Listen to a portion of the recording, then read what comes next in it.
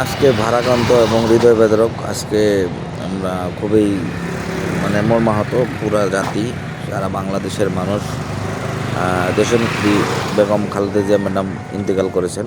ইন্না লিল্লাহি ওয়া ইন্না ইলাইহি রাজিউন।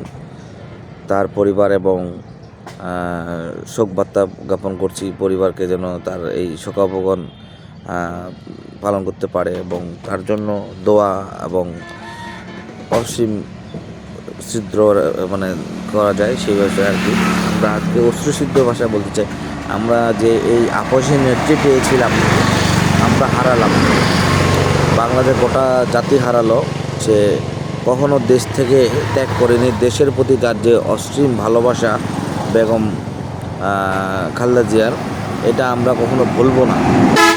এটা আমাদের মাঝে ভোলার মতোও না। আমরা আজীবন তাকে স্মরণীয় করে রাখবো।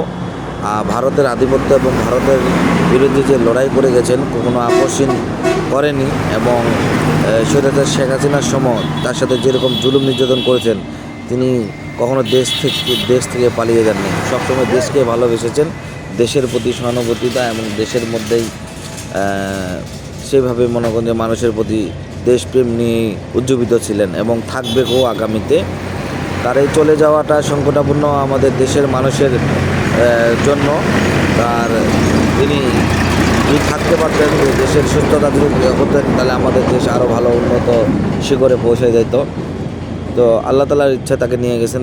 বেহেশতে নসিব করুক, উচ্চ মাকাম দান করুক। তার জন্য দোয়া এবং তার যেই অবশিষ্ট কাজগুলো জনাব তারেক রহমানের হাত ধরেই বাংলাদেশ এগিয়ে যাবে, বিএনপির সেই আশা ব্যক্ত আমাদের। এবং আগামীর রাজনীতি হবে সুন্দর, পরিমার্জিত। এটাই আর কি, এটাই বলতে চাই। আপনারা বেগম খালেদা জিয়ার জন্য আপনারা দোয়া করবেন। তার রুহের মাগফিরাত কামনা করছি এবং শোকবার্তা জানাচ্ছি।